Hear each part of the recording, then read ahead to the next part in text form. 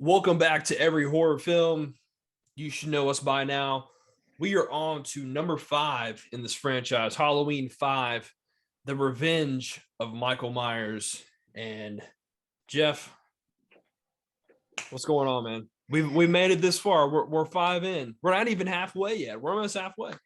We're killing it, man. And I think I'm still a little tired from yesterday's rant about Halloween 4, man. I was hyped up on that, and energy just did not carry over. I'll tell you that much. This one's called The Revenge of Michael Myers. And if by revenge you mean punishment for liking number 4 so much, I guess I did get my revenge, huh? I've got some interesting stuff to say about this movie that I didn't think I was going to have to say. I'm eager to hear it. I haven't seen this movie half as much as I've seen the other ones. I think watching it for this review was probably like my fourth or fifth time seeing it, maybe. So yeah, I'm eager to hear your feedback because you've obviously seen it more than that, huh? Yeah, I've probably seen this movie at least. I've seen 4 and 5 and 6 the most. I've probably seen them all at least 10, 15 times, something like that. Just because, like I said on the number 4 review, AMC Fear Fest, they were playing them a lot whenever I was a kid, and they only would show 4, 5, and 6. So I kind of just ended up watching those the most. So yeah, The Revenge of Michael Myers coming off the success, I would say, of Halloween 4, tries to go in a couple different directions in this movie. And we'll get right into it. Jeff, I just will ask you straight up, how did you feel about Halloween 5? Nothing's gonna top number 4. Beyond that, nothing's gonna top number 1. Um, you know, I, Knowing how great number 4 is, I'm eager to see where the story takes us with these characters that we care about going into whatever 5 was going to be at the time. Michael falls down the well. Obviously, we know that's not the end of Michael Myers. We find out in this movie that he was nursed back to health, and this movie takes place like a year later from number 4. Naive young me was very eager to see what came next, and I just gotta say, it's not the worst. It's not the worst sequel at all, but it is the worst of all time Halloween mask.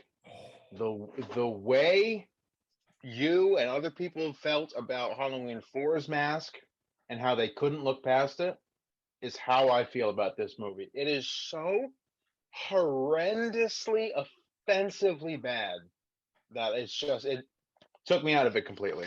And that right off the bat kind of just set the tone. Like you pick up from the end of number 4 where he falls down the well and he's immediately floating away in a stream of water that we didn't see in number 4. And right away you're like, that's not the same mask that he was wearing 2 minutes prior. It works when it's the 10-year jump between the first 2 movies and number 4. But when you're talking about a jump from 2 minutes ago, there's no excuse. So I am in the minority in this case. I actually like this mask. I do. What? I do. I like this mask. I do. A lot of people give it crap because the end is not tucked into the collar. I mean, I guess you could make that complaint, but to me, this mask looks menacing, in my opinion. I think that, obviously, I don't think 4 is all that great of a mask. But to me, this mask looks more menacing than it's a different take. They actually use this mold somewhat of this mask off the FX, the prop designer, like his face. It kind of came off a mold of his face that they made. And, it's just got this look to it where, it's not the best mask, but I don't know. I kind of like it. I don't mind it. It's a little bit more unnerving in my opinion. And, I think the having it not tucked into the jumpsuit, it works in some places, sometimes it doesn't. I give him credit for trying to do something different, but I will say that I think the reason they didn't use the same mask as for, because I would imagine they probably got so much heat for using it, and no Yeah. one really liked it back then, so they were like, well, shit, we've got to change the mask. As you will see throughout this series, if you haven't already seen, masks change pretty much every movie. So Every time. every time. So I can see what you say, if you're watching this and you're a big fan, and then the next year you go to the theater and like, that's not the same mask when he's floating down the river. Um, it can be a bit distracting. I see what you're saying there, but I actually like this mask. I do. I will die on that hill. I like this mask. That's that's an interesting one. I didn't expect you to have that opinion, but we'll respect it. We'll respect it because we got a whole bunch of other movies to go through. Because, like I said, this is not the worst Halloween movie. It's not. It's close to it, though. Can we agree there? See, here's my opinion, and I don't know where I want to really go with this and how confident I am, because I have tried to watch this movie so many times. I've seen it so many times, and every single time I just have never been able to get into it. I never have really enjoyed it. It's always been very boring and not interesting to me. Last night I sat down and watched this movie. I just sat down, me and my fiance, turn off the lights, and I just, like I said, I try to go in with a blank slate, go in there. I will say that last night was the most I've ever enjoyed watching this movie ever. How much did you have to drink? I only had 2 glasses of wine. I know I texted you. And I said, I don't know if it's the wine, but Halloween 5 is actually getting pretty good right now. And I couldn't believe I was saying that, but I'm here to explain. Now, I don't want to go off the deep end and say I was completely wrong. This movie is the best, because I could go and watch it again and then completely change my mind. So I'm right there in the middle, but I have enjoyed it more this time than I have in previous entries. And I will explain why throughout this review. I'm interested to hear why, because looking into it, and the general consensus that number 5 is not good, Correct. and it's. I said it last time with number 4, like it's all downhill from here, and it kind of all gets lumped together in the bad Halloween sequels group, and this Correct. is obviously right there in the middle of it, and it's just serving as a bridge between 4 and 6, which they try to set up 6 a lot in this movie. It's I don't know, like it's weird. It's almost it's more action than number 2, and number 2 was more action than number 1. But you think it's better than number 2?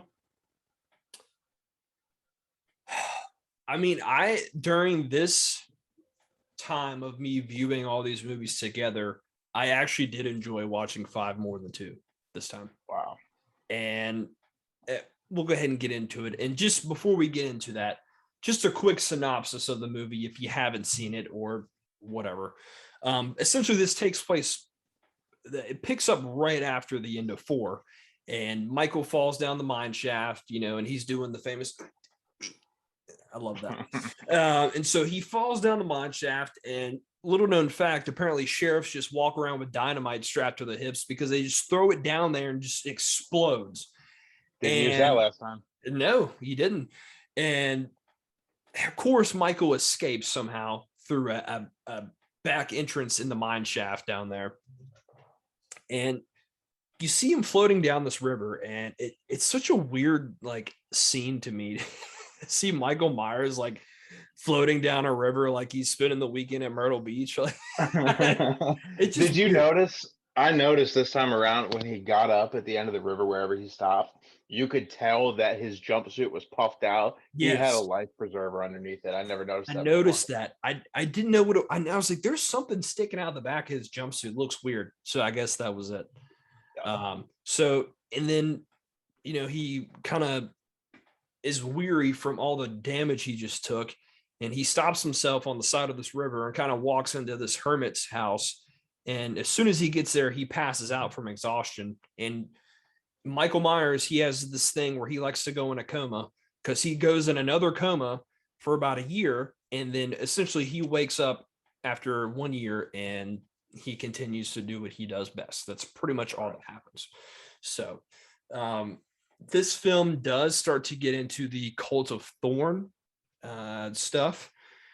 There's also the Man in Black is introduced in this character, or the character of the Man in Black is introduced in this movie, and then we really start to get the gist of the telekinetic powers that Jamie has through Michael. So it really starts to explore that, and for most people, that turns a lot of people off. There's most people, I don't want Michael to have any reason. I don't want him to have, there's a difference between having a motivation and then being controlled by a cult. I can see why people don't like that. Personally, I'm not the biggest fan of it. I don't think it's as bad as people think. The idea, the way they executed it, is probably not the best. But essentially, we get a lot of that in this movie, a lot of exposition. And number 6 pretty much gives us the whole story about it, and you can take it for what it is. So, starting out with number 5, we'll talk about some of the characters. Now I want to talk about Michael first. Throughout this franchise, and every time I've seen number 5, I have never really been a big fan of Michael in this movie. I've always liked The Mask. I don't think it's the best, but I didn't hate it as much as other people have. But what I'm going to say might shock some people. If you sit back and you watch this film and you watch every scene where Michael's in it, this is one of the best representations of Michael in the whole franchise in terms of him, like the original, stalking. In this movie, he does a lot of stalking behind the scenes, where some scenes you don't even see him. There's so many shots where he's behind stuff, where you see half of his body, or he's this. In my opinion, other than the first film, a lot of these other movies, you don't get that as much. And that's what a complaint that people have had about the new trilogy is that, Michael's more of a killing machine. He doesn't really stalk and hide as much, which is if you like that or not. But to me, if you go back and watch this movie and you focus, there are a lot of scenes where Michael is being very playful and being very mysterious. And the way they shot some scenes in this, I actually, for the first time, really enjoyed. I hadn't considered that. I mean, you're right. I did notice the stalking, and I was like, oh, it's a callback to number 1 when he's hiding in the bush and the stalking through the sheets in the basement and all that. And yeah, you're right. He does stalk more. I think in number 4 he was more of just like a blunt force killing machine. It was kind of just like a action rampage kind of thing, whereas this one was going back to the stalking and killing. Right. Still strategic about it. So yeah, I can kind of see that. And right off the bat, I forgot to mention, they fixed Michael from number 4 in the aspect of who's playing him, the guy behind the mask. I said last time he wasn't threatening because he was only like 5'8", and now they finally got somebody, a different actor who's never played him. They finally got somebody, must have been like 6'2" or something. He was tall. And so I think Michael Myers is a tall, menacing figure, and he's got to be taller than all his victims to be a threat. And they brought that back, so I got to give them kudos for that. They did. Don Shanks is the name of the guy that played Michael in this film, and to me, he did a really good job. He didn't have the stiffness from number 4, George P. Wilbur. He wasn't as fluent and as Nick Castle, but he had a good balance between being menacing and being, having that slow walk and then knowing when to pick it up and be kind of, menacing and aggressive. He had a good line there. So a lot of people might not like The Mask, but I think his portrayal is, pretty solid for the most part. Yeah. So sticking with Michael, in this movie, there's a lot of scenes where he just, in the scenes where, he's, fighting off the cops or going after Jamie, I just had this sense of, this guy really, like, he is so determined to finally get this little girl and to finish off his deed of getting rid of his whole bloodline.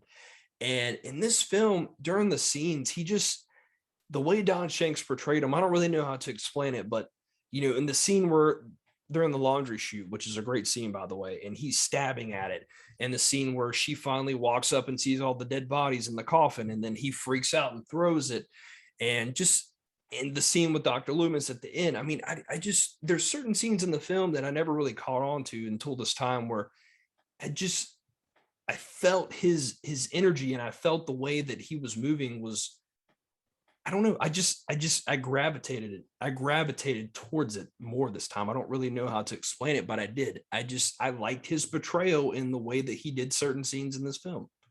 Hmm. Do you think it's the actor, or do you think it's where he's at story wise that you felt that way? I I mean, think it's a little obviously they were trying to lead up to, okay, we're finally going to explain why he's doing what he's doing in the Cult of Thorn that's coming in the next sequel that they have planned. They obviously were there's something behind the scenes that they were trying to get across. But do you think it's an acting thing or a story thing? I think it's a little bit of both. And to kind of go into that, I will say again in this movie, more than any other movie, other than maybe the second, I think this shows the relationship between Michael and Dr. Loomis the best in the whole franchise. And what I mean by that is there's a scene in this film where he tells Michael to go home, he'll be there. And with the girl, Dr. Loomis, we'll talk about him in a little bit. He's off the shits in this film. He's he's trying to kind of bait Michael into coming so he can try to stop him. But there's a scene where he's walking around the house and then Michael's in the house and then Dr. Loomis turns around and there he is back there. And he just walks up to him and he's just talking and Michael's there with the knife and he just kind of puts it down. It's like they have like a respect for each other in a way where like Michael, he would kill Loomis, but at the same time, he doesn't just take him out immediately. And they have this like conversation where they talk, and I just felt that connection there. I felt like you don't really in the films, you just see Dr. Loomis just saying Michael's evil. He's evil on two legs, blah blah blah. He's just saying all kinds of extravagant stuff, but you never actually get to see them like talk. And you get that in this movie more than any other film. It might not be a lot, but you don't see that in any other film in the Halloween franchise. If you think about it, you don't. Yeah, you're right. It's an interesting aspect. I mean, Michael is obviously more emotional in this movie. You get Correct. more emotion. You get, I think the vibe that best describes it is he's kind of like it's almost like he's reluctant, it's almost like he's reluctantly being pulled as a puppet, against his will to go do these things, which is what they were aiming at with the whole cult thing. But it just kind of seems like he's wanting to break free of this killing urge. And Yeah. there's definitely a depth to Michael Myers in this movie that was never explained in the other movies. And we know that with Michael Myers, less is more, and the more backstory you add, the less magic there is. So I can see why people started to not like it. But also, number five, technically number four. Like, where do you go from here? And it's one of those things you have to be willing to accept, is that he's there's a bigger picture behind the scenes and not just a murderer. And it's gonna piss a lot of people off. Yeah. There's no way to get it right. But yeah, I can see how in a way it's interesting to explore the emotional, like, brotherhood that Michael may or may not feel for Dr. Loomis. And obviously we have a scene of Michael crying in this movie. Like, dude, Michael Myers shed a tear in this movie. I Yeah. don't know that that's ever happened before or since. Um, it's it's a tricky situation. It's really hard to navigate that in a way that satisfies everybody. I was not a fan of the crying. Well, I wouldn't say crying, but the tear scene. I'm fine with him taking his mask off in the shadows. I mean, you don't really see a lot, but to see the tear, might maybe going a little bit too far with the Well, a little too much. a little too much, but um, I was okay with that. And in this movie, I finally got the sense that I don't know obviously Michael is a killing machine, but in this, and I'll give them credit, they tried to add a layer of depth to him to see why he does this. Does he have any other kind of emotion? And for a lot of people, it doesn't work. But if you really try to watch it and analyze it, I actually enjoyed it for the first time ever. So that's one of my other pros. And then another pro I have is a lot of people give in this film, people give crap about the Myers house because it's not the Myers house. It's like a haunted house. It's Like, like a yeah, that threw me off. it's a haunted house. And when you see it, it's like, okay, that's not the Myers house. Like, why would they randomly do that? It's weird. But I will say that in this movie, when there are multiple chase scenes throughout the house and they're walking through it, the way that they have it lit and they have it set up works well. I think I actually like it in some ways. I like the gothic type set. I kind of like the way that it looks and the way that they light it with certain shots. It's a little bit different, and I actually enjoy it in some parts. So that's another a part that I like about this film. Now, don't get me wrong, I'm not going to give this film an A+. There are many problems with it.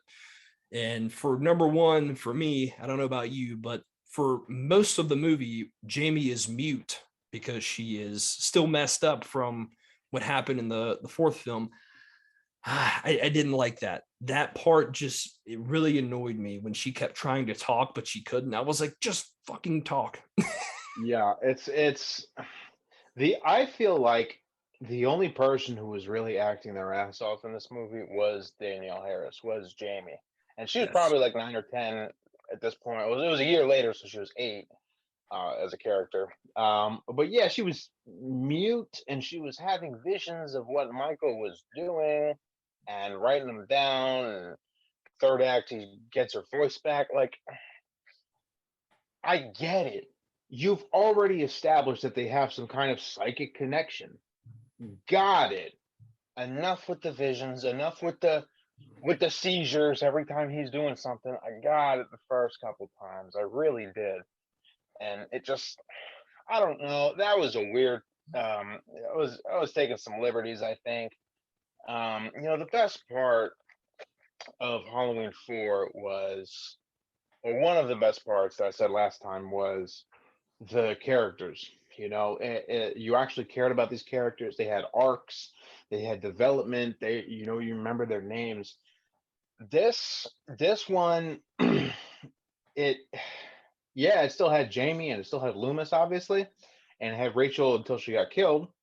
But it just didn't have like it went back to the trend of victim number one, victim number two, victim who has sex, victim who's a bad boy, victim who yada yada yada yada. It's just these unnamed people, and no development, no depth whatsoever, no struggle, no reason to care. I don't even remember half their names, and that's just it. Never really bounced back from that. I mean, Rachel had such a good arc in number 4, where she was like the reluctant foster sister and she didn't really get it. And by the end, she was finally becoming like a guardian, like protecting Jamie. Like, she had a real opportunity in this movie to like sacrifice herself to save Jamie. Like, that would have completely fulfilled her arc, even if you did it in the first act. Completely fulfilled her arc as going from reluctant foster sister to, I give my life for you, like that kind of thing. Like, that would have been nice, but she was what, killed in the shower? I don't remember. She was just She was killed in one of the worst kills in the franchise by, she gets stabbed in like the collarbone or the shoulder area, somewhere in here, with a pair of scissors. It's very weird. yeah, And such for a me, yeah. and for the character, like you said, to be built up so much in part 4 to, I mean, it's fine if she dies, but how early and the way it happens just is not a good send off for that character. And Right. Ellie Cornell, who was actually the actress that played Rachel, was not happy with the script. She was okay with dying, but she didn't like the way that she was going to die. Originally, she was supposed to die by getting scissors shoved down her throat, apparently. Now, that sounds, like a better kill than getting stabbed in the shoulder and dying. It's very bland. It's boring. I like the Rachel character, and I hate the fact that they killed her off in such a unceremonious way. It just kind of sucked. Yeah, I mean, if you're gonna kill her off to introduce a new slew of characters, like, all right, I get it, but you didn't even do that. You replaced them with victim number two, victim number four, and what bothered me was like it wasn't like she got killed in like the first 20 minutes, not even in the vicinity of Jamie. Michael was just like, oh, you know what? Done with you, dead. And it wasn't until the third act that it was even mentioned that she was killed. I was watching like most of the movie. I was just like, hey, Rachel was murdered. Why is nobody talking about this? I don't remember anyone talking about it. I don't really think anyone knew until no one really knew until at the very end of the film where they walk But into the upstairs and they see her body and she's like, "Oh, Rachel!" And I'm like, yeah, I mean, yeah, that's she's found. But Jamie, where's your psychic connections? Like you can see a dog barking through Michael's eyes. "That's You can true. clearly see your foster sister from the last movie getting murdered. That's I don't know. true. It's weird. That's true." I didn't think about that. It's very uh, it's not really confirmed when and where she has the visions. They just kind of happen, I Yeah, you guess. can't invent rules for yourself and then not follow them. Don't even invent them in the first place. So yeah, they did mess that part up. Speaking of other characters in the film, Dr. Loomis, man, in this movie, he does not give a damn because at this point, I used to think he was really, really bad in this movie because I thought his performance was over the top and it just was downright like kind of disgusting in a way because of the way he treats the little girl. Now, obviously, that's just the character he's playing. But in this viewing, I had more of a, you know what? Dr. Loomis has been doing this for a long time. He's had so many encounters like this. And at this point, he's just on the brink of the edge of just being like, I can't take this Michael Myers crap anymore. Like, and he understands that Jamie kind of knows, has this connection with him. He figures that out, and she's not saying anything, and that's why he's so frustrated. He's like, "Why won't you tell me where he is? Don't you want him to stop?" And he essentially baits Michael with Jamie. He's like, "Hey, come get the girl. Come get the girl. I've got her." At the very end, the really going on the crazy end of things, but he has the right the right mindset for it. He knows what he's doing, but it just comes across as kind of batshit crazy in a way. Yeah, and he's always been over the top. That's what we love about Loomis. But this time around, I got the vibe that you're right. Like he's done putting up with this shit, and it just was very off-putting to me. Like he was so caring and so sympathetic and so passionate about what he was doing in the last couple movies, but like and Halloween 4 ended with the most wonderful acting of all time with the no, no, and then now it's just like he's just like tired of this. It's number five. Just be done with it by now. Like that's the vibe that I got from him. And whether that was intentional, it was too off-putting for the audience to be like to think about it in the depth that you just explained it. I don't think general audiences are going to get that vibe. They're going to pick up on the surface level vibe, which is I'm tired of this, and they're going to Correct. be like, oh, Donald Pleasance is tired of this, not Dr. Loomis. So that's kind of they could have done they if they had like a scene of like him sitting and drinking or something, and he was just like, I've been dealing with this for 40 some years or whatever, and just like some kind of just like monologue from Donald Pleasance about how he doesn't know how much more he can take about this, then yeah, we would go into it understanding the depth of where he was thinking. But all we got was just surface level, like just frustration acting. And it didn't translate well because the camera wasn't on Loomis enough in this movie, in my opinion.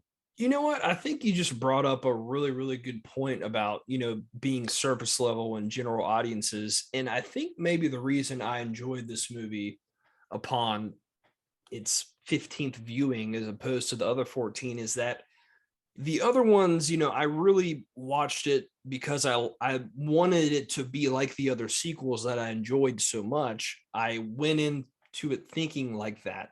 This time, I know what I've seen it so many times. I know what they're going for. I know what their angle is. I know what they're trying to do. So if you go into it and you buy into what they're trying to do, I think it works a little bit better for your viewing experience. Where like I know Dr. Loomis is crazy and this is why. So when he comes off being crazy, like you get it, as opposed to seeing him in part 4, you're like he's crazy, but he's a good guy. And then you Yeah. going into it for the first time, be like, dude, this dude's trying to get this little 8-year-old girl killed. What the hell is his problem? If that makes any sense. Yeah, it does. And I think the reason these things weren't received well in their time and still aren't is kind of the same reason the Star Wars prequels aren't and weren't received well. Like people who grew up with the originals aren't ready for this different world building experience from people who have been thinking about it and are way more qualified to make these decisions, and they go into it and they're expecting to be wowed for the first time again, not remembering that they've already been wowed 3 other times. Right. They're not buying into it, like you said. They're not taking it for what it is, and they're looking for the high of the first time. and Yeah. and that's what does these sequels a disservice. And I make no mistake, like these sequels suck ass, but you get to a point where you got to do some kind of world building eventually. You can't just Correct. have a murder spree every movie. Correct. So I think that's a good way of looking at it. One other character I wanted to mention because you mentioned the whole victim 1, victim 2, victim 3, people have sex, blah blah blah. In this movie, there is a lot of random people that we don't really care about, not nearly as much as part 4.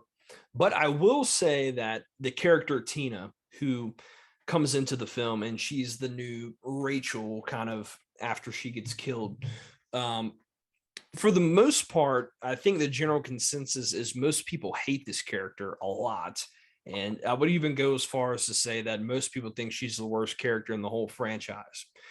Now, just because the way she acts is very ditzy and annoying and just kind of, I know. not your traditional, Midwestern girl that is your final girl that's I'm here. I'm not into this stuff. Like I'm smart. It's a Yeah, I little know. bit different. So I think that turned a lot of people off. But is the more and more I've watched this movie, I don't I don't dislike her character as much. I think she just was trying to do something different and be herself. Yes, she does come off as annoying at sometimes, but I think generally she had a good heart about the situation at hand and really did care about Jamie and just kind of got caught up in the middle of Michael Myers. So I've enjoyed her character more as I've seen the movie. Yeah, she was very one dimensional. I mean, obviously that connection to Jamie of her being friends with her sister and taking up the mantle of babysitter. It yeah, we get it. But in the previous movies, like we see Laurie Strode, we see Rachel as like these, not the typical popular sexually active teenagers that are one dimensional, but as like Correct. I'm kind of outside my friend circle. Like I'm more unique than that, or someone that the audience can relate to. I don't think the audience can relate to Tina in the way that they can relate to Lori or even Rachel. I don't think anyone can, because she's like, let's just go get drunk at this party. I'm gonna go home after this. It's like, okay, you are a tertiary character put in a main character role.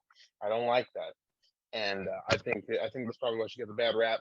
I didn't like her, but then again, there's not many characters to choose from in this film that are redeeming. Um, you know, I guess someone's got to be the main final girl, but I don't know. I kind of wish. I, I just wish that Michael was more direct on his path to Jamie in this movie, Mhm. because he went through a lot of people just to get to Jamie in the last movie, and it was Mhm. very focused. But he spent a lot of time just like, yeah, I mean, we spent a good 10 minutes of him just like sitting in the driver's seat, not making noise, while Tina's just talking in the passenger seat. Like, go to Jamie, dude. Why are you dealing with this? So I don't know. I think that's kind of what threw me off there. But yeah, and that's another thing too we didn't get to, but we're gonna get to. Hey, Michael Myers, this is Halloween 5. This is not Death Race. This is not a murderous driver movie. Okay, get out of the car. Entirely too much of this movie is spent Michael Myers driving a car. I don't like that at all. At all. What about you? The, I do like I like seeing Michael do different stuff, which I mentioned in part 4. But I will say, yeah, I don't have a problem with him driving, but I will say they do it a little bit too much in this movie. Once is There, fine. there's a, there's a lot, especially in the scene where he's chasing him through the woods in the car. Yeah. I mean, that's a long scene where Michael, I would even say he does more driving in this film than walking, which, like I said, I'm okay with a scene here or there of him driving, but the whole movie, it kind of is like, at this point is Michael Myers just driving up to everyone's house and just killing Yeah. people, getting back in the car and just driving somewhere next. So I do see what you mean there. The scene, I do enjoy it a little bit, but I think, they definitely went overkill with how much he was driving. Yeah. Yeah. I don't know. They weren't really trying to reinvent him, but they were trying to add some kind of new flavors to him. And it just, I knew right off the bat with the opening credits, Halloween 4's opening credits, the best. Halloween 1 and 2's opening credits with the pumpkin, fantastic. The opening credits in this movie with the rapid jump cuts, edgy, slashing real fast of the knife sound effects. That's not what Michael Myers does. He doesn't prison shank people. That seems more like a Scream intro or a Freddy Krueger intro. But the for the whole opening scroll, it kind of just reminded me that this was in the hands of somebody other than John Carpenter. And this movie, I think the most off-putting part about it is we have finally officially like strayed far away from John Carpenter's aesthetic, and the whole car and the not the stalking, but the whole just, I don't know. There's just a very bad taste in my mouth about this movie, and it's not the worst movie. It's just so like it's. I have a hard time explaining it. It's just very it's just surface level inflation, but very flat on the inside. I don't know how to explain it. I am on the complete opposite spectrum. I love the intro to this film. Are you serious? I do. I do. I do. No way. I like the pumpkin getting chopped up. I like, I will say the sound effects with a like it's like it's Fruit Ninja. It is a little a little corny, but I like the idea of the pumpkin getting cut up. It's different, you know. So I understand what you're saying, but I actually do like it. I don't think it's as good as Halloween 4, but I do like the pumpkin getting carved up. I like it. So yeah, and then pretty much, we've kind of gone through the characters and stuff. We got to get to the Man in Black here, who is they brought in this character, this Man in Black character, who's essentially walking throughout most of the film, just kind of walking near Michael wherever he's at. And we start to see that he's got this tattoo on his wrist right here at the Cult of Thorn. Now we see Michael has the same tattoo earlier whenever he's in a coma at the hermit's house. He kind of turns over his wrist. He's got that tattoo, which for some reason we've never seen until the 5th film. It's like he had a tattoo on his butt, and you're like, oh, I didn't know you had a tattoo on your ass until you pulled your pants down. Yeah. And so, um, you know, they're trying to introduce some new stuff. I get it, but they actually, when they put this character in, the Man in Black, who will be revealed in the sixth film, when they put the character in, they actually had no idea where they wanted it to go. They just thought it was a cool idea. And when the sixth film came around and no one came back from the fifth film, everybody's like, what the hell do we do with this Man in Black? So really put the sixth film crew into a tough situation. Yeah, the Man in Black is. I'll be honest. The whole subtract the whole Cult of Thorn thing from the sixth movie because we don't know about that yet. The Man in Black, I like it. I like the idea that there's kind of this negative anti Dr. Loomis, like that we don't know yet who's working to help Michael because we hadn't seen that in any other iteration. There's nobody helping Michael. Everyone's against Michael. So the idea that there's someone behind the scenes, like orchestrating or at the very least helping Michael get to his goal, that's interesting. I want to know where that goes. But I feel like they introduced him way too early in this movie. Like when he comes up in the intro and he just gets off the bus and then he's with Loomis in the Myers house, and we see his tattoo. I think if the Man in Black's shoes appeared in like the second act for a split second, and then in the third act breaks him out in the cliffhanger, that would have been way better. But I just feel like ah, I feel like I saw a little bit too much. Don't show me the monster, right? Yeah. This Man in Black is the new monster of this movie. I need to know more. I just pieced together a whole plot line about this guy whose face we've never seen. So so I'm a little too early, but I absolutely do like his presence in this. I like the idea. So I'm happy with it. I just hold off till number 6, make it a cliffhanger, and that's it.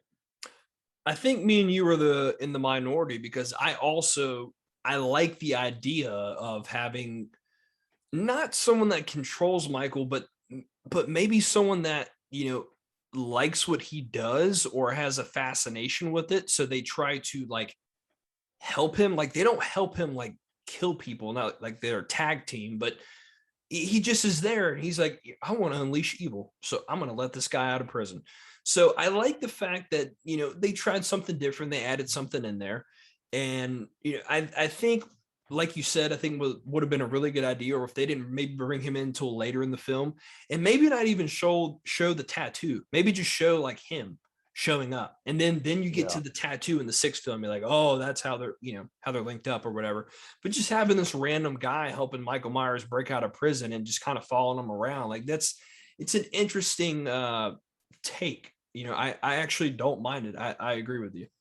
Yeah, it's interesting because we hadn't seen it before, but also if they just held off on the tattoo thing, you wouldn't have written yourself into a corner for the sixth one with the whole cult thing. It could have just been some crazy lunatic on the street. It Yeah. could have been Laurie Strode making a comeback to get her revenge. It could have been, Sheriff Brackett. It could have been anything you wanted, but because you showed the tattoo, and you kind of alluded to this supernatural presence driving Michael, it's like you knew that you wanted to go this direction when you were making number 5, and you spent number 5 building up to it, but rather than just focusing on number 5. So it's yeah, the ambiguous Man in Black. I like the presence of it.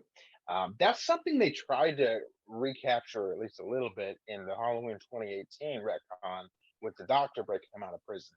Right. And we're going to talk about this a little bit, but the idea of someone helping him behind the scenes as like the yang to Dr. Loomis's yin, it's interesting because we hadn't seen it yet, and it makes me want to see number 6. So obviously we don't even have the word cult in our minds until number 6 came out. Correct. But yeah, no, I like it. I like the Man in Black. Yeah, I'm on the same page there, that I think they had a good idea. They just kind of squandered it in the wrong way. They're focused too hard on building towards the next iteration in the trilogy rather than focusing on the now. So A little too much world building. You were stretched a little too thin. Yeah, absolutely. Another positive that I actually enjoyed about this film that I have never really picked up on before is that I know in number 4 we mentioned that they do probably the best job of making atmosphere of it being Halloween. I feel like I don't think it's as good as number 4, but I feel like in this movie they do a nice job of still making it feel like Halloween. There's this Halloween party. You see trick-or-treaters on the street. You get this night air with the mist whenever like they're in the barn with the hay. Like I kind of like that. I think they do a decent job of bringing the Halloween feel. Not the best, but I still think they do a decent job of that in this movie.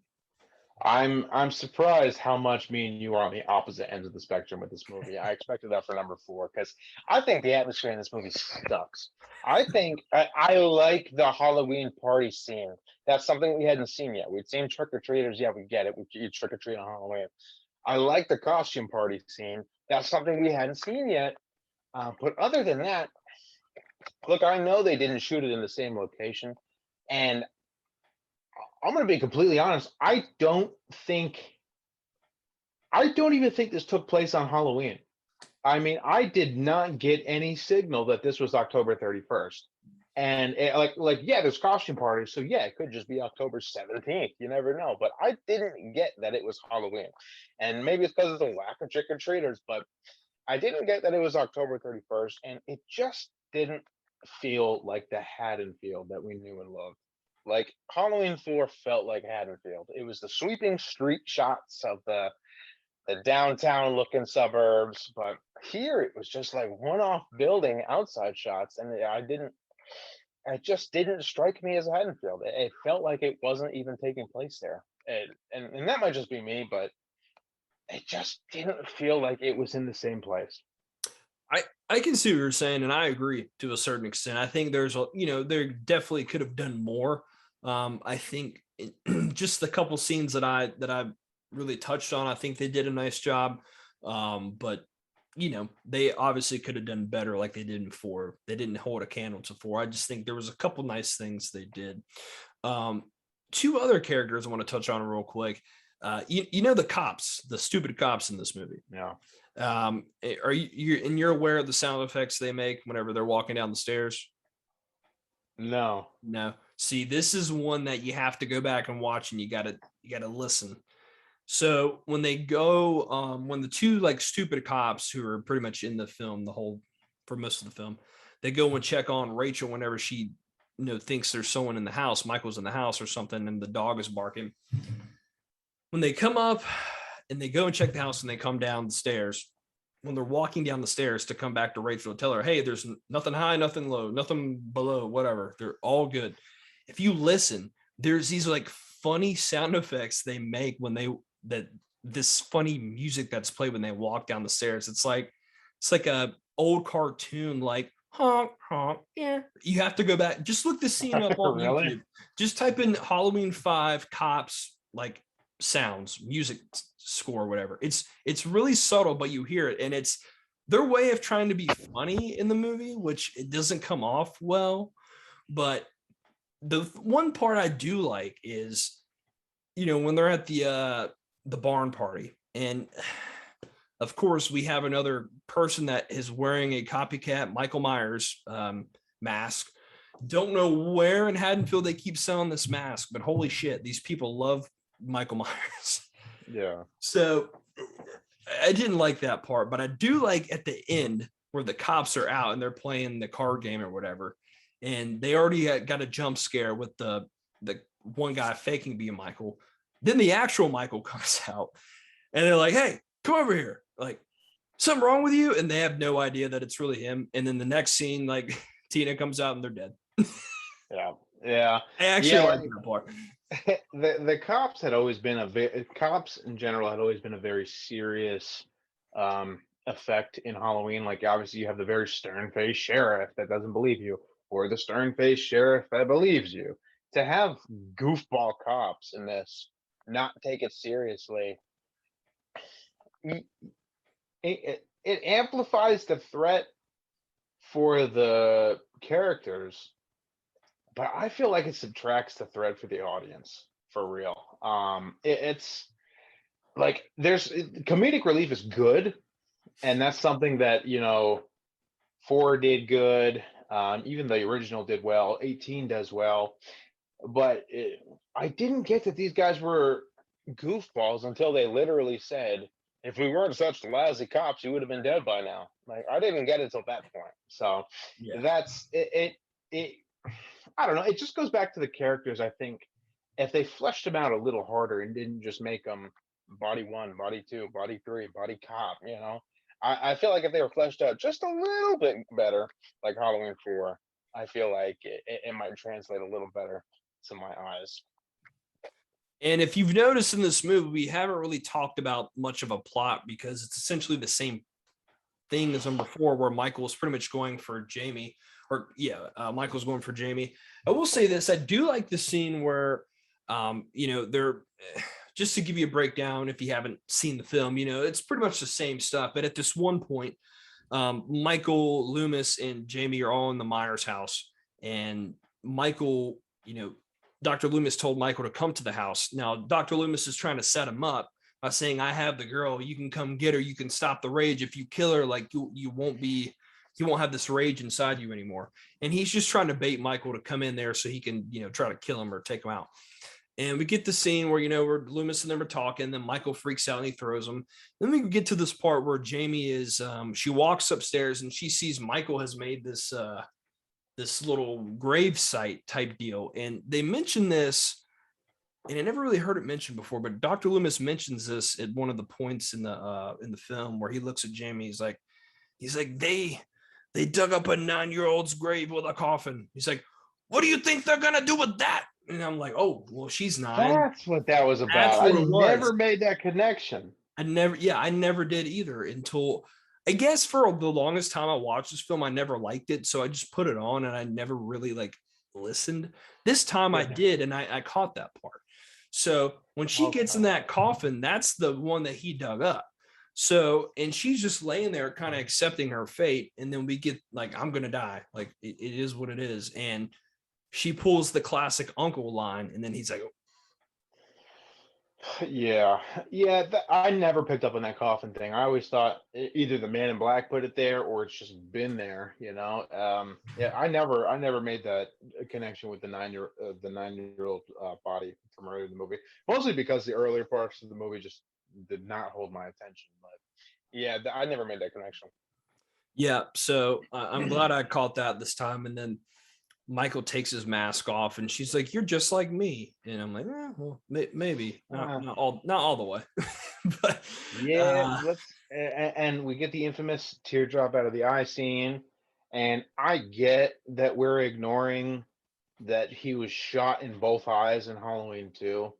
I get it, but what I don't get is he was also stabbed in the eye with a coat hanger, and that eye was the one that was completely undamaged and dropped a tear. it's true. I can't look past that. That is definitely a continuity error. And Yeah. in this timeline, they weren't really trying to ignore any of the sequels.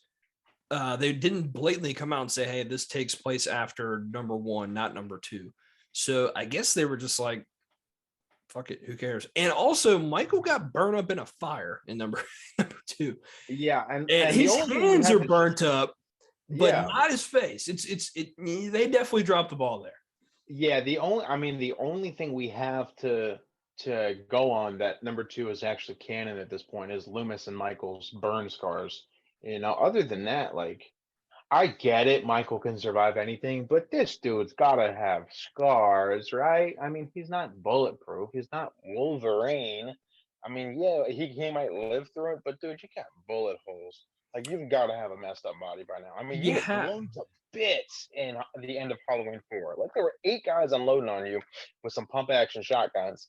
You're toast. Like that's it.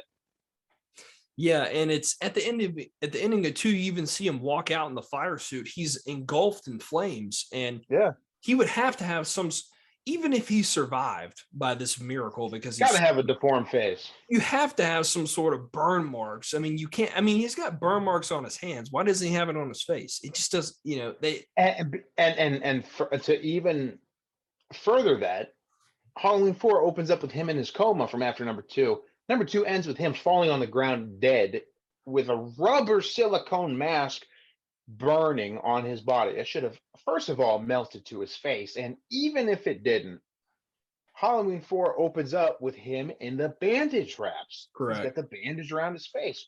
Obviously, he's got to be a burn victim, right? No, he's got perfect cheeks in this movie. True. Very true. So they drop the ball there.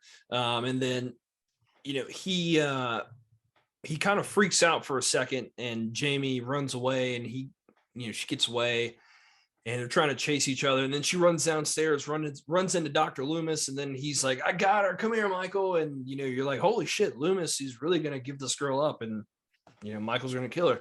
And then out of all the things to stop Michael Myers, Loomis drops a chain on him. Yeah, right? When did you bring that up? A chain net. And my fiance asked me, she's like, how did he get that up there? I said, well, my explanation would be that the cops were there earlier in the film and they put that there. That's the only way that's possible. Yeah. Even then, why didn't you just a chain net? I mean, come on, dude. Kill the man. Like, you're not trying to catch him. You want him dead. That's what you were talking about. Why do you have a trank gun? Why don't you have anything else? Right? Yeah, a metal net and a trank gun. Like, what is your end goal? You're setting it up for him to break out. Like, it's him. He has to be blown to bits. He has to be dismembered and disposed of immediately. It's like, are you trying to catch a human, or are you trying to catch like a wild animal? Right. Yeah. You keep telling me in these last couple movies, Dr. Loomis, you're talking about him as if he was a man, and then you go and catch him like a moose. What? Should kill him. Like, work out a saw. Yeah. I don't know. It's the chain is one thing, but then tranquilizer, I was like, come on. You tell me you walk around with guns all the time, Dr. Loomis, in all the movies. You don't get anything else. Trying to kill him. What changed?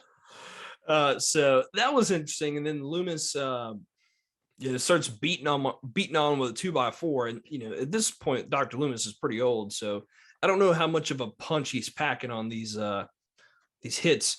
But I will say this is that Dr. Donald Pleasance, while doing this part, he actually did break Don Shank's nose on accident with the 2x4 when he was hitting him. So he really did hurt him. Now, when I mentioned earlier about there being a strong connection between Michael and Loomis in this movie, at the end, where he starts beating on him and he kind of falls on top of him because he had a heart attack or whatever. Yeah. It's not, I don't think it's in the film. It might have get cut, or it might have been a deleted scene. It might be somewhere, but I saw behind the interview shoot with Don Shanks, where he said that Loomis told him when he laid on top of him that said, Michael, I abused you as a child. He whispered that to him. So I thought that was kind of interesting. I felt like maybe Loomis was maybe feeling bad, because think about it. If the way he was treating Jamie, like this psychotic, like old man, maybe he was treating Michael like that too at the same time when he was young. You never know. That was definitely cut out of the movie. That was cut. Yeah, but that's what he said. He said that he whispered that to him, and that was not part of his dialogue. He just said that. Like, I guess he just made it up and wanted to say it. It never is canon in any of the movies, but that's something that he said. I always thought it was kind of interesting. That's interesting, and I think in an alternate reality, I would have loved to have seen that play out. But I'm very glad they did not make Loomis the bad guy, because I would have felt very betrayed. I'm glad it was cut, but that's interesting. That would have been an interesting take, and I'm already racking my brain on prequel ideas. So that's interesting. Yeah, so I thought that was kind of cool, and so there's some good bad parts about this film, but at the end we have Michael getting arrested, and you see this scene where he's in this jail cell, like on his knees. He's like got his mask on. Now, I don't know about you, but if I ever arrested someone and was a police officer and they were wearing a mask, I probably wouldn't let them wear it. I'd probably take that off, because that's evidence, or that what you don't just let a person sit in a jail cell with a mask on. It's very strange. And And then he's just like twiddling with like the chain, like he's just like, "Oh, my dad's gonna come bail me out eventually." Like it's just weird. Yeah, he just fidgeting like he needs a fidget spinner. Like I never got that. Yeah, it's weird. And then they're like, "Oh, he's locked up. He won't get out again." Well, we know that's not true. And the one of the officers is going to take Jamie back to the clinic, which I don't know why they would take her back, because what if he breaks out again? It just she needs to go far, far away. Dude, witness protection program existed back Yes. then. Move her across the country. Exactly. So, and then they're getting in the car, and then all of a sudden, the man in black kind of walks through the back, and you hear these gunshots, and then the officer's like, "Stay here, I'll be back." And you walk in, and there's all the dead cops everywhere, and there's blood, and she walks in and back where the cell is, and Michael is gone. The man in black broke Michael out of the cell, and that is pretty much the end of Halloween 5. That's it. That's Halloween 5. Let's sit tight and wait for Halloween 6, I guess.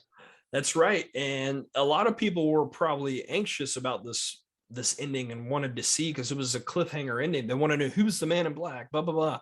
The Halloween 6 didn't come out until 6 years later after this movie. So that was a long wait. Whew. So, well, let's talk grades. Jeff, A to F, or I would say A plus to F minus. You know what I'm talking about. What are you giving Halloween 5, The Revenge of Michael Myers? It's not the worst Halloween sequel. There are worst. We're gonna get to them. So I can't give it an F.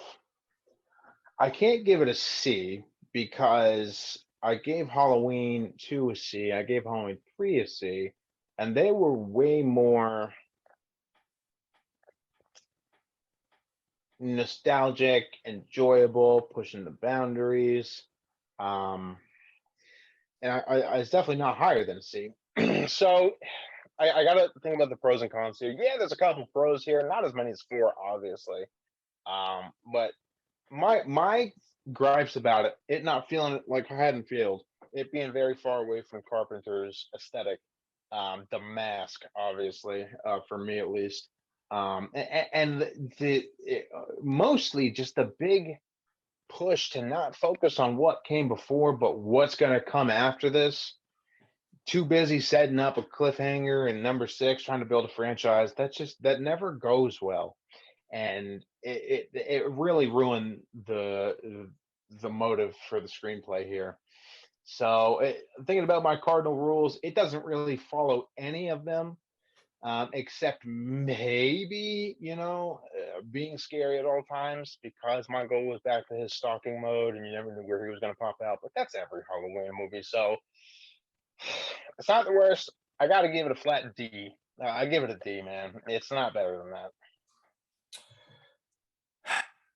Man, you put me in a tough spot here, because originally I would have given this film probably a D as well, or a D minus. I never have enjoyed this film.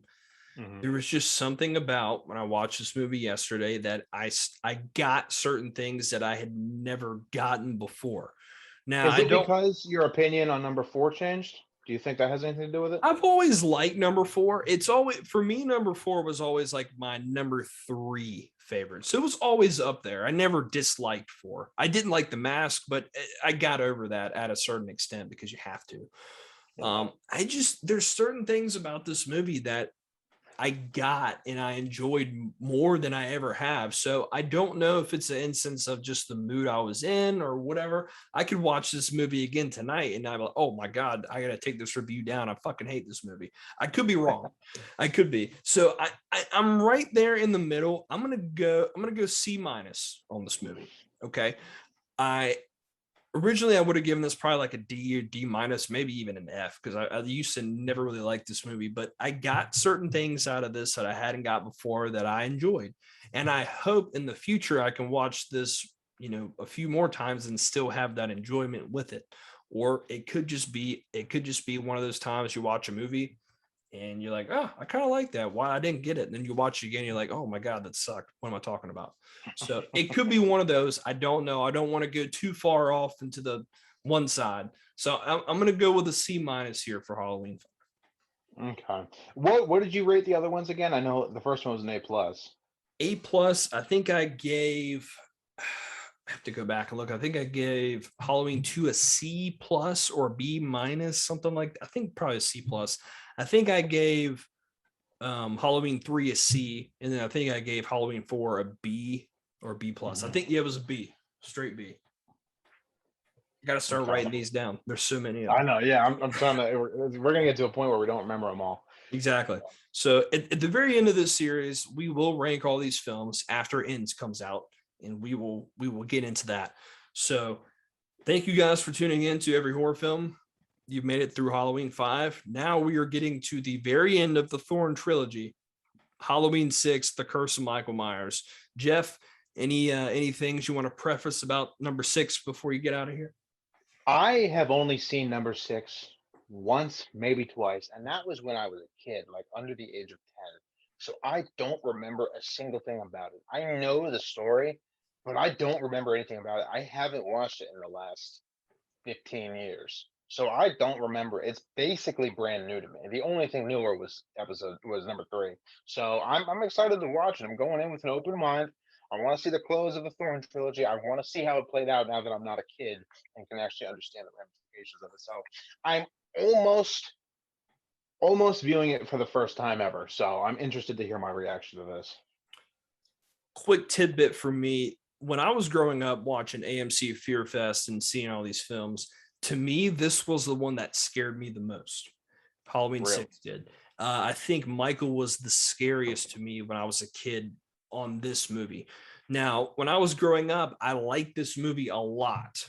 Now that I've gotten a little bit older, I think I've scaled that back a little. I haven't seen it since, well, I watched it last year. I watch it every Halloween, but I try to go into it like I did with Halloween's 4 and 5 with just a perspective. I'm in the mode where I know what they're trying to do. I understand what the plot is. I'm not going to try to wish it wasn't that plot. I'm just going to go into it accepting that. And, we'll see what we come out with. I will say this, though. It's not the best movie, but I have moments where I've enjoyed it. I'm excited. I'm ready for it. I'm ready to close out this trilogy and get on to some more interesting iterations of Halloween. Getting on to after that will be H2O, then Resurrection, and then we get to Rob Zombie territory. It gets real rocky from here, that's for sure. So let's get through it, man. Let's do it. You joined us this far. Let's get through it. We're getting close. October 5th, I believe, is the day that this is dropping. And if you haven't already, like and subscribe, of course. Go back and watch the other ones. Stay tuned for the next ones because it's going to get real good, especially when we talk about Halloween 2018 and Halloween Kills in reference to Halloween Ends. So it's only going up from here for us, but it's going down from here for Michael Myers and the filmmakers. So. We love it. Thank you guys for tuning in. Like, subscribe, check out the channel, and thank you for watching Every Horror Film, where horror is forever. The mummy has now been located. The living mummy. The living mummy. Bullets won't stop. Some creature out of time. That was horrible. That was horrible. He's completely out of control. I saw those bodies. Is he a man or a monster? You actually knew a werewolf in a peaceful town where nothing ever happened. That was horrible. That was horrible. In the mystical regions of Transylvania.